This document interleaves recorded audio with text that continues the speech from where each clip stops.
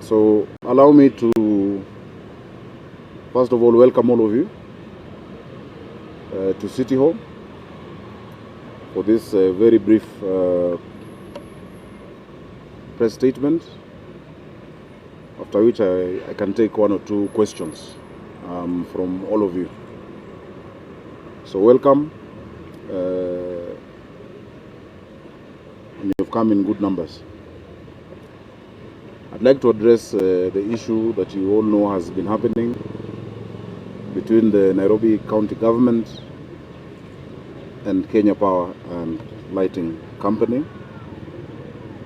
And this matter has had a history. You know, it has been a matter running over many years, where the county has claimed money owed to it, around 4.5 billion, 4.9 billion to be exact. And Kenya Power had claims against the county. Initially, the claim was at 3 billion. We undertook a joint verification exercise over a whole year, where we looked at meters and accounts. We found some of those meters and accounts not being within the purview of Nairobi County. Some were very far away. And ultimately we settled. You know, we're both government. We settled on an amount, and we agreed on a payment process. The county government is mandated to collect fees and charges as well, because the people of Nairobi want services. The people of Nairobi want their roads fixed. They want, garbage collected. They want medicine in hospitals. And so there had been a long-standing issue around the bailiffs, which previously used to be paid but had not been paid for a long time. Now, in the same way that when you don't pay electricity, Kenya Power disconnects you, the county government has remedies under the National Rating Act 2024, which was signed into law by our President, William Ruto, that stipulates actions that can be taken by the county government. Some of these actions include removal of county services, and also include, clamping a building. And I think you've seen it before, where the county government has come and taken over a building or prevented access to premises, so that matter is resolved.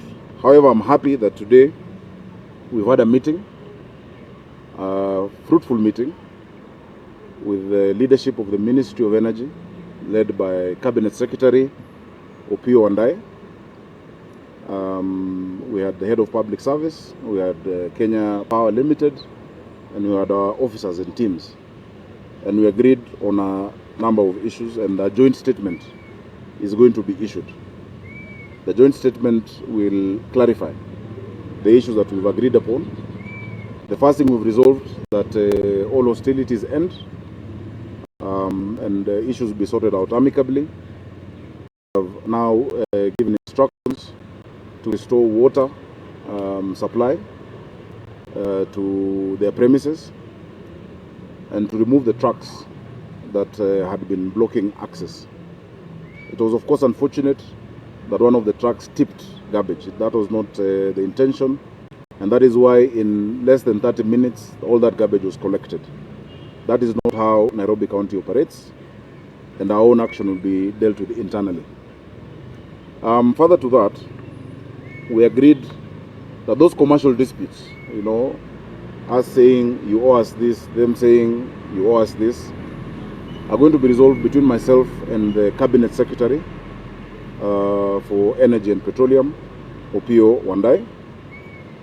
And if need be, the Intergovernmental Technical Relations Committee will also come, to resolve that. We also agreed, because the law is clear on development control. All development control within a county is under the purview of the county government.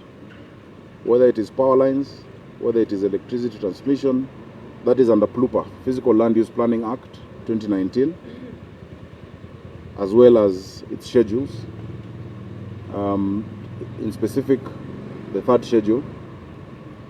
And so the issue of wayleaves will be discussed. That one we shall agree together. Already, the summit, which is chaired by His Excellency the President and attended by all governors in the country, agreed that all government institutions must adhere to development control regulations. And now I'm very happy with many of them, especially Kenha, where before doing a road or before doing any development, they seek approval and concurrence with the county government. We have seen proliferation of lines and fiber and cutting down of trees to create space for that activity which is commercial. But we've resolved it amicably. So I think further to that, because we've resolved all those issues, and really, really, no one wishes for such a situation.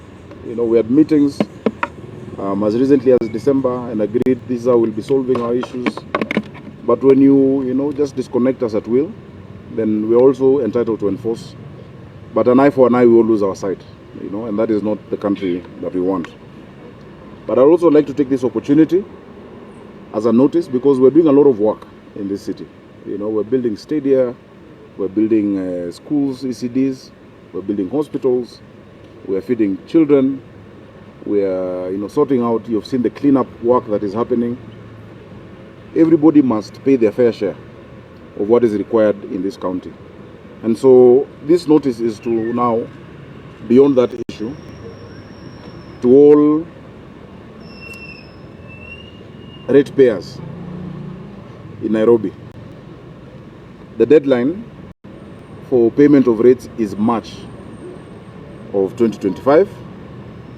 You can get your bills on www.nairobiservices.go.ke or dial *647#. I think it's good to remind all of us of our responsibility. The National Rating Act 2024 provides in section 19(2) that where a person who has been properly served with a demand notice defaults in paying rates or those charges from the county government may, one, levy a penalty at the prevailing central bank rate, deny certain county services, institute a suit against the defaulter, create a charge against the rateable property by notifying the registrar in charge of land, or apply any methods to recover rates as specified under this act or any other method as authorized by law. You can also appoint a receiver on the rateable property to recover rent from tenants. We've seen it before, some buildings here, I think very close to us, where the county for a while was able to recover the rents directly. Attachment of debts or auction of property, and usually that is the last resort. So that is our statement. Tumesema ya kwamba uhasama wote uishe, tumekaa chini, tumesikizana, tumekubaliana, na ilikuwa jambo ambalo hata ilikunipendeza mambo ya kumwaga takataka. Hiyo malori yalikuwa yazibe tu vile sheria inakubali. Na ndio maana kwa muda mchache sana waliweza kukokota hiyo taka. Lakini leo baada ya mkutano tumeondoa hata hizo magari, zimeondolewa, kumefunguliwa, maji inarudishwa, pamoja na huduma zote ambazo county inazingatia, kwa sababu tumekubaliana ni njia gani hizo deni ambazo tunawadai zitalipwa. Zile zetu tulikuwa tushakubaliana njia ya kuwalipa polepole, kwa sababu deni za zamani sana, lakini lazima ulipe kidogo ile ya zamani na pia ya sasa, ili yote iwe sambamba. Na sote tuko na jukumu la kuheshimiana, tuko na jukumu la kuangaliana wote kama mandugu. Si sote ni serikali.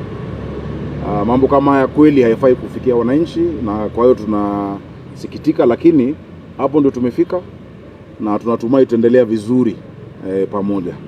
So asanteni sana, thank you very much. I shall take 2 questions, and from a gentleman. Kulikuwa na mashabiki. Any questions?